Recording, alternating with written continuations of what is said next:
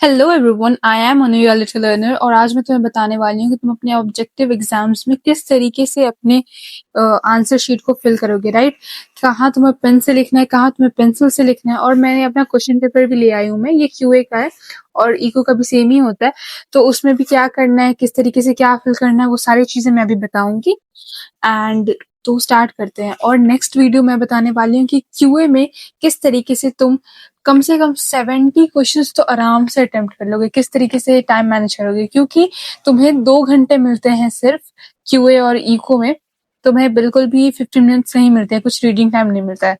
तो उसके लिए दूसरा वीडियो होगा, पर अभी इसे फिल करना सीखते हैं। तो ये है हमारा आंसर शीट और हम पेन का कहाँ पे यूज करेंगे, पेंसिल का कहाँ पे यूज करेंगे, वो बता दो। सबसे पहली बात, पेंसिल में ऐसा कुछ भी जरूरत नहीं कि एचबी लेना है। तुम चुपचाप ये अप्सरा का भी पेंसिल ले सकते हो, नॉर्मल वाला। मैंने भी यही यूज किया था और ऑब्वियसली मेरा रिजल्ट तो आएगा ना, इससे कुछ दिक्कत नहीं होता है कि एकदम HB pencil, two B pencil, जो भी हटाओ। राइट, तो पेन है हमारा ब्लैक पेन ऑब्वियसली। यहाँ पे हम लोग अपना रोल नंबर लिखेंगे। सबसे पहली बात, यहाँ पे तुम लोग का ना आंसर शीट पे एक नंबर लिखा हुआ आएगा, तो इसको हम लोग कुछ नहीं करेंगे क्योंकि इधर आंसर शीट नंबर तुम लोग को लिखा हुआ आएगा। अब मेरा रोल नंबर था 494896, ठीक है। और इसको भी अब सर्कल हम लोग पेंसिल से ही करेंगे। मैंने यहाँ पे पेन यूज किया, तुम भी यहाँ पे पेन यूज करोगे। और यहाँ पे मैं पेंसिल से लिखने बोल रही हूँ, तो वहां पे तुम पेंसिल से करना। इसको अच्छे से सर्कल कर देना। 494896, ठीक है। और जिसका जो मीडियम होगा, राइट, जैसे मेरा तो इंग्लिश मीडियम था, तो यहाँ पे इंग्लिश लिख देना। हिंदी होगा तो हिंदी लिख देना, कैपिटल में ही लिखना। और इसको भी इसी से कर देना, पेंसिल से, ठीक है। यहाँ पे आप क्वेश्चन पेपर बुकलेट नंबर लिखेंगे। इन सारी चीजों को बिल्कुल भी गलत मत लिखना, नहीं तो पेपर चेक ही नहीं होगा। जैसे ये मेरा, अब देखो यहाँ पे लिखा हुआ है question book paper booklet number, तो ये ही नंबर मैं यहाँ पे लिख दूंगी। इसको पेंसिल लिखेंगे 922139 और फिर पेंसिल से इसको करूंगी। मैं अच्छे से टाइम लेके बता रही हूँ ताकि कोई बच्चे ही ना तुम लोग के पास और कोई क्वेश्चन। राइट, 92, थोड़ा अच्छे से ही सर्कल करना, ये नहीं कि हड़बड़ी में तुमने छोड़ दिया या कुछ ज्यादा ही पूरा, जैसे एक सर्कल करना है, दो ही ऐसे नहीं करने लगना। थोड़े शांति से धीरे से कर लोगे तो कुछ चला नहीं जाएगा।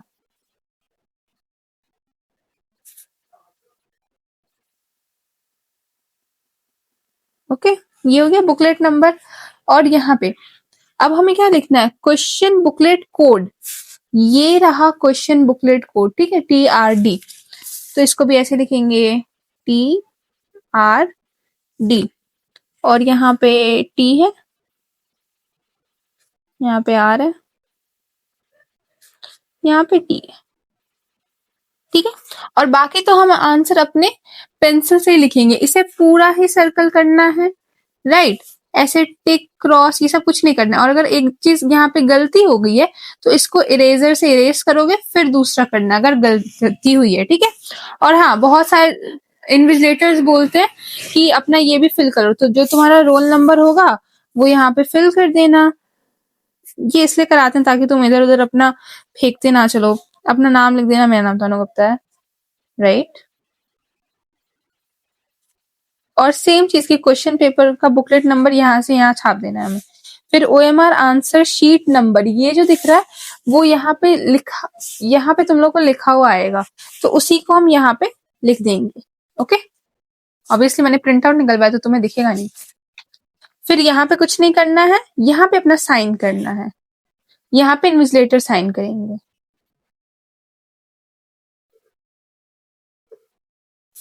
ठीक है। यहाँ पे कोई भी रफ नहीं करना है, कहीं पे भी कुछ रफ नहीं करने बैठोगे। ओम श्री इसमें भी कुछ नहीं लिखना है, बस जितना पूछा इतना पूछा है इतना ही लिखेंगे, इसको नहीं छूना है। यहाँ पे वो स्टैम्प करेंगे, यहाँ पे भी तुम्हें कुछ नहीं करना है, ओके। और बुकलेट नंबर बहुत ही ध्यान से लिखना, नहीं तो पेपर ही चेक नहीं होगा। अब रफ कहाँ पे करेंगे, यहाँ पे रफ के लिए दिया गया ना स्पेस, स्पेस फॉर रफ, तो इसको पेंसिल से ही रफ करना, नहीं तो पेन से करोगे जगह भी चली जाएगी, फिर बाकी का कहाँ करोगे। अगर इधर करना हो तो कर लेना, या फिर जिस तरीके से मैंने किया था कि मैंने यहीं पे रफ कर लिया था। अब किसी किसी के इन्विजिलेटर बहुत ज्यादा गुस्सैल भी हो सकते हैं, तो ये इसको ना छोटा छोटा ही टिक करना ताकि बस तुम्हें पता रहे, नहीं तो कुछ लोग गुस्सा हो जाते हैं। फिर देखो इस तरीके से मैंने पूरा यहाँ पे अपना लिखा है फॉर्मूला, और फॉर्मूला में फिर उस डिजिट्स को पुट करके मैंने आंसर लिखा है। अगर हम लोग सिर्फ अपने दिमाग में ये सारी चीजें करेंगे तो हो सकता है कि वो गलत भी हो जाए, और हमें कम टाइम लगेगा अगर हम इस तरीके से फॉर्मूला लिखेंगे और उसी के साथ इस सारे डिजिट को पुट कर देंगे, तो जल्दी हम ये सब कर पाएंगे। इस तरीके से भी हम लोग रफ यूज कर सकते हैं अपने क्वेश्चंस पे। तो इसी तरीके से तुम सब अपने क्यूए और इको के आंसर शीट को फिल करना और थोड़ा ध्यान से बुकलेट नंबर लिखना, राइट।